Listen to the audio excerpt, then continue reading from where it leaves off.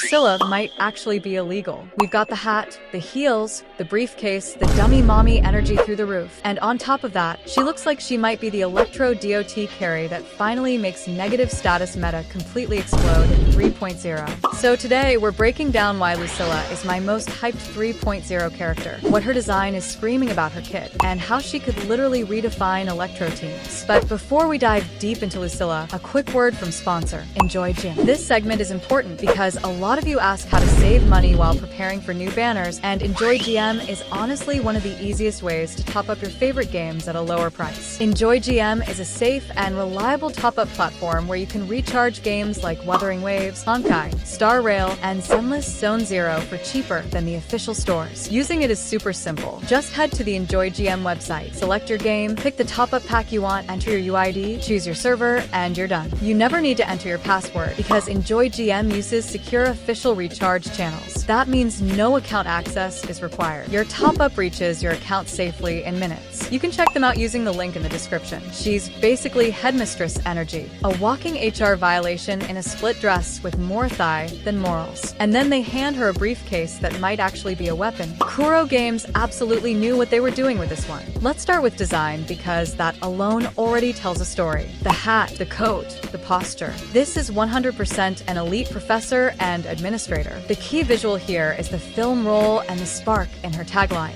Should that spark guide? That gives huge Electro plus camera / film energy. I would be genuinely shocked if she's not Electro. Now let's talk kit speculation and why I think she could be the Electro Flare DOT queen. We already know a few things. Electro Flare stacks up to 10 and deals damage over time. Once it caps, it upgrades into Electro Rage, stacking further and pumping the damage even higher. Chisa takes those stacks and just slaps on extra ones. So now look at Lucilla. Film roll equals repeated shots, multiple frames. The perfect excuse for a rapid multi-hit DOT applio. Spark. In the tagline plus her entire color palette screams Electro. And Roy definitely seems themed around negative status, with Chisa literally being the negative status girl returning home. Put this together, and she looks like the ideal Electro Flare centerpiece. Her kit applies Electro Flare stacks fast, maybe her skill or Forte circuit ramps DOT damage, maybe her outro gives bonus negative status output, and then Chisa plugs in and turbocharges both Flare